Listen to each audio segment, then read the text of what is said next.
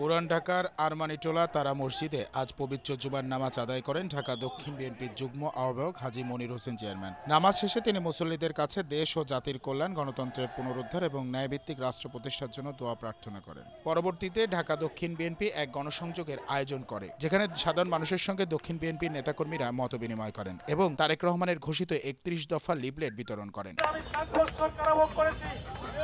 আমার বাবা মা কারাগার থেকে কারাগারে থাকা অবস্থায় ইন্তেকাল করেছেন।